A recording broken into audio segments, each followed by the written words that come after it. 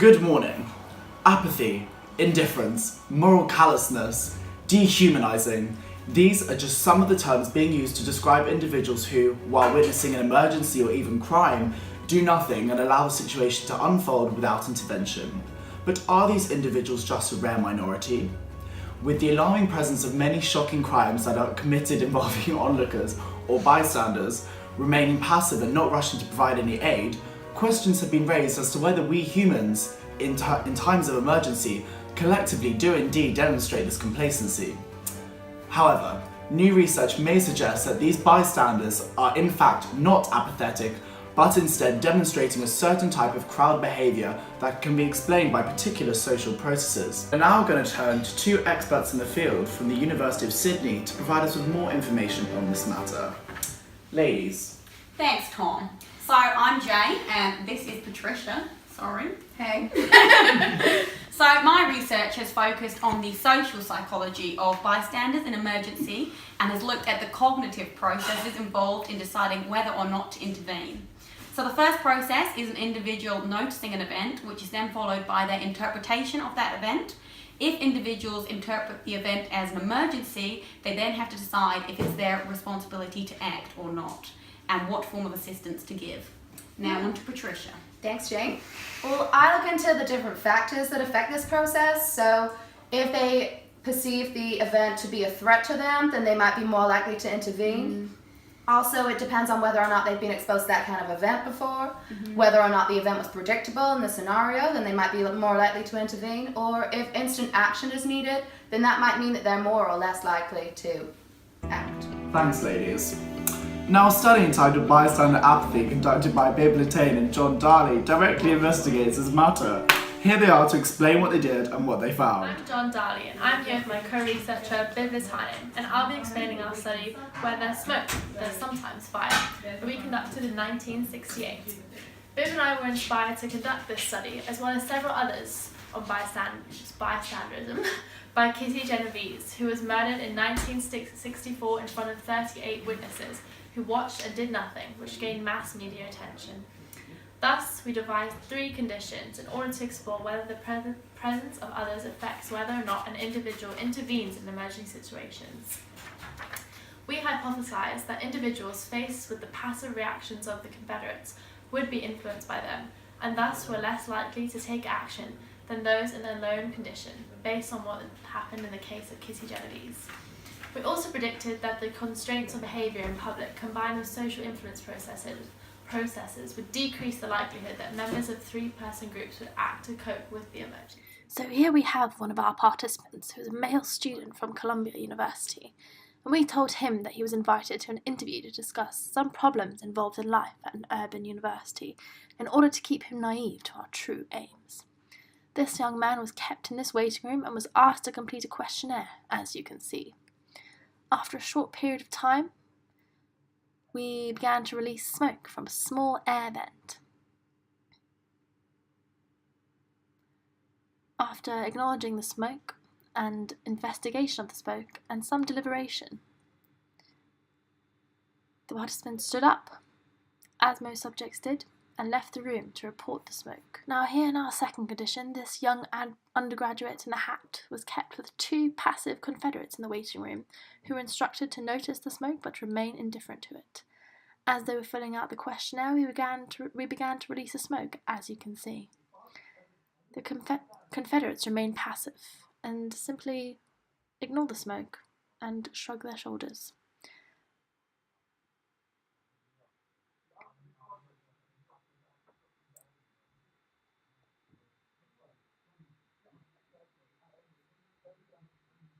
The naive participant begins to cough, and later on he opened a window but still did not report the smoke. In this condition, we found that only 1 out of 10 people reported the smoke. Now, here in condition 3, we have 3 naive participants, all completely unaware of the aim of the study.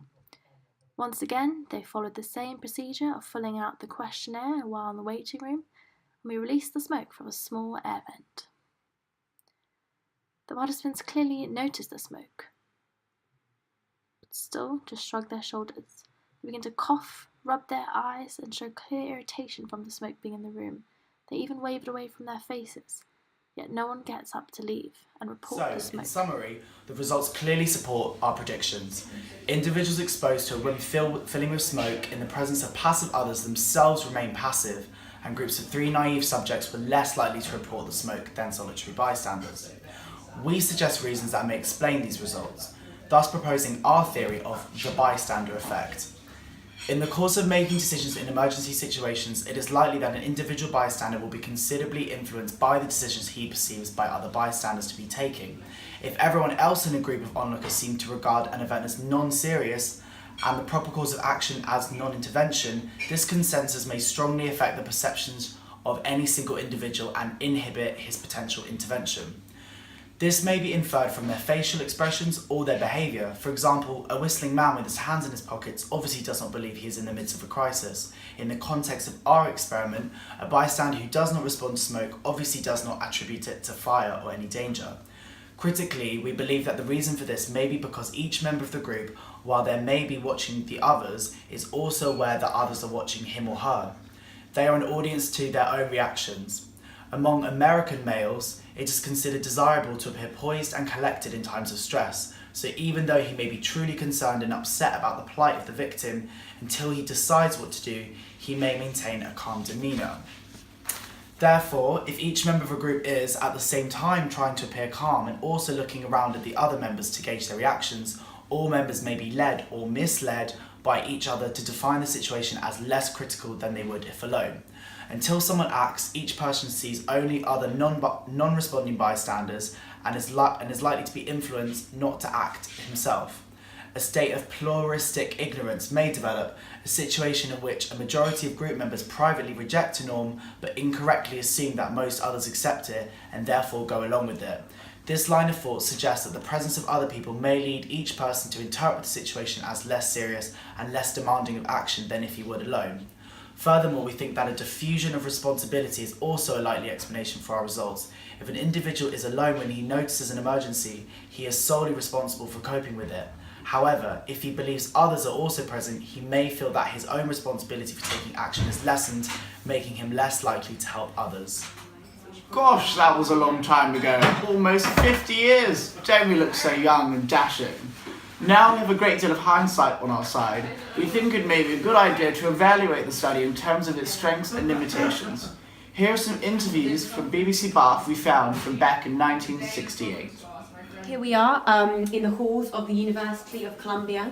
We're trying to get a sighting of one of the participants involved in the research study to try and get an interview. Oh, we might be in luck. Hello. Hi. Hi. I am from BBC Bath. And I was just wondering, were you involved in the recent Bystander Apathy experiment conducted here? Yeah, I was. You were? And how was that experience for you? It was awful. I was deceived of the purpose of the experiment. I was scared. I didn't know what the smoke was.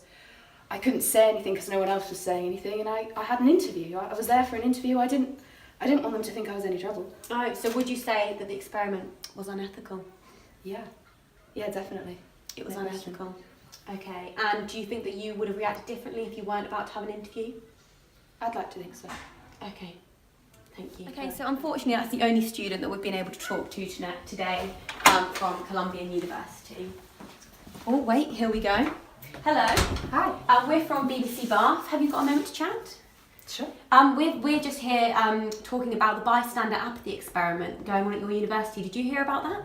Yeah. You yeah, I did? Okay, and what are your views on that experiment?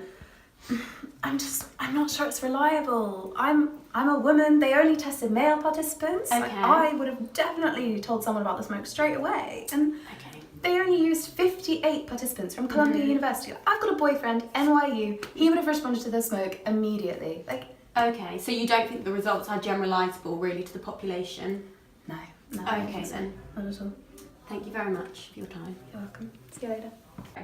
So there we have it. Participants themselves raising important questions over the unethical nature of the study and the biased sample, which may have caused issues with generalising the results to the wider population. Now we have some footage of Dali and Latane discussing how they thought their study may have been strong, and also some of its pitfalls. So we've been criticised quite a lot, haven't we, Viv, about our studies? We have. When in fact it actually has a lot of advantages, I'd say, in my opinion. I don't know about you. No, I agree. But one of the main advantages of our study is that it was in fact the first of its kind. Thus it encourages further research into this field and raised awareness of the flaw of bystanderism in our society.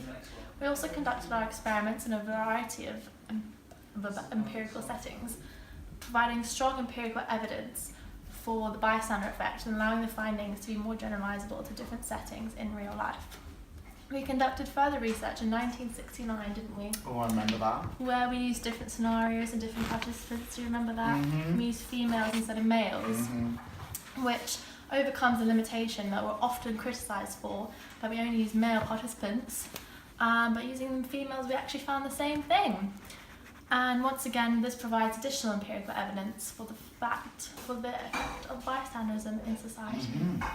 Additionally, in both a practical and theoretical sense, the bystander effect exposed by our study has played an increasingly important role in our understanding of helping behaviour, which provides the information necessary to devise interventions and training to empower people to step in and intervene in certain emergency situations if it's safe to do so, and provide them with the knowledge necessary. Today, however, there is the Code of Human Research Ethics put together by the British Psychological Society. The research and future that followed would fall short on the principle of social responsibility, in which human welfare is deemed essential. This was not ensured in our studies. However, could be defended by the principle of scientific value, because it is a very important phenomenon to study. A further limitation we believe holds true is that social norms do indeed greatly change. We base much of our explanation for the bystander effect on the premise that individuals such as American men wish to remain composed under times of stress, particularly if they're being watched by others. Arguably, as society progresses, social norms change and men may become less and less bothered about maintaining a stiff upper lip during such emergency situations. This would potentially lead to a reduction in the bystander effect and leave our study appearing outdated and no longer applicable to modern society. Sad but true, Bib. Interesting to hear it from the horse's mouth. Now we speak to a special correspondent who has exciting information to share with us about the more up-to-date research that has been carried out since on the bystander effect. Hi, I'm Dr. Garcia from Princeton University, and I conducted a study recently which supports the conclusions of Latane and Dali's classic study. My experiment involved priming individuals to think of themselves in either a group situation or in a situation where they were on their own, through them reading scenarios where they were either alone or in a group. After participants read one of these scenarios, they were then asked a completely unrelated question about how much money they would give to charity. Results suggested that participants who were primed to imagine a group setting were less likely to give as much money as if they were primed to imagine themselves alone. These results hence support Latane and Dali's idea of diffusion of responsibility, in which being in a group leads to individuals feeling less accountable to take action, being in through giving money to charity or in helping in a crisis. Hi, I'm Dr. Fisher, and I've conducted a meta-analysis with some of my colleagues to summarise all research on the bystander effect that has taken place from the 1960s through to 2011. We actually found that the bystander effect has reduced over the years. This could be due to Dali and Latane's study, which raised awareness of the bystander effect. Or perhaps it's because there's been a little shift in social norms since back in the day. There's also a bit more going on other than simply just the presence of others, as there are certain situations in which people are more likely to intervene in an emergency. For example, if it's a more dangerous situation, the arousal cost reward model comes into play, which suggests that dangerous situations can be more easily recognised as emergencies, initiating a high level of arousal and increased likelihood of intervention. As well as fewer bystanders being present, reducing chances of the perceived diffusion of responsibility. If the bystanders appear to be more competent, such as male bystanders who may be perceived to provide more physical support, or if you know the other bystanders and can therefore be more confident that they will also intervene, the bystander effect has been found to be reduced. As expected, if the benefits of intervention for yourself and the individuals involved in the emergency outweigh the costs, the bystander effect has been found to be reduced. My research suggests that the original research conducted by Darley and Attain may have been slightly reductionist, as it did not consider these additional factors that influence bystander behaviour, alongside the number of people that are present at the time. Thanks, ladies. Now we go live to the University of Bath. Here we are, reporting from BBC Bath. The phenomena of the bystander effect and its causes, which were first uncovered and explained by Darley and Latani's experiment, has had widespread implications. There are now several different campaigns to try and prevent bystander apathy. For example, the Bringing in the Bystander campaign, which is a training programme which tries to teach people how to safely intervene if they are a bystander to various forms of sexual harassment. Bringing in the Bystander training programme was given to University of Bath students, and we're here today to talk to some of them about their experience. So here we are live on campus, trying to find some students, and we might be in luck. Hello. Hi. Hi.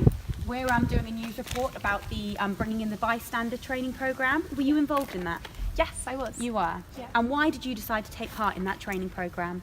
Well, I'd read a study online that said that if you have a lecture about the bystander effect, students were then more likely to exhibit helping behaviour in a bystander emergency. So Oh, okay. I thought I'd do my bit. Oh, very interesting. Thank you for your time. You're welcome. Looks like that might be it for today. Sorry we couldn't find anybody else. Oh, we might be in luck. Hello. Hi. Hi, we're from BBC Bath and we're here today talking about the Bringing in the Bystander campaign. Were you involved in that training? Yeah, I was. And why did you decide to take part? I'd read a study online that found that if you increase people's self-efficacy for helping in alcohol-related emergencies, they then felt more confident and were more likely to intervene in a bystander emergency. Oh, okay. So I wanted to do my bit. Oh, thank you very much. You're welcome. Bye-bye. So all of this suggests that education may improve how people react to emergencies and may lead to reduced bystander apathy. If people are aware that due to human psychology their first reaction may be to not intervene, they can ensure that this does not prevent them from helping if it is safe to do so. Perhaps training should be available to all, or posters and flyers should be advertised in cafes and other public places to make people aware of the bystander effect. And now, back to the studio. Well, I guess that brings us full circle then, right up to present day with the current and very important implications that are arising out of research on the bystander effect. However, do we now know all there is to know about this extremely interesting phenomena? Here at the BBC Bath, we suggest a couple of areas where future research may consider investigation. Are there more ethical ways of testing bystander behaviour? Could we observe real-life emergencies? For instance, would it be somehow possible to record real people's responses to real-life events as they happen? Or could we possibly extend research by tapping into more real-life events that have already occurred and been reported on, like the case of Kitty Genovese? Also, which interventions work best? Should we be finding out what the most effective methods of intervention are for increasing beneficial bystander action? And how should we be implementing these throughout society, such as in schools or by making adverts? We hope this special news report has been both interesting and insightful, and has convinced you that while, like so many studies, Darley and Attains can be criticised on a variety of levels, but you've also realised just how important it has been in laying the foundations for all research on the bystander effect. As a final thought, had the Darley and Attain study occurred earlier in time, perhaps Kitty Genovese would still be with us today.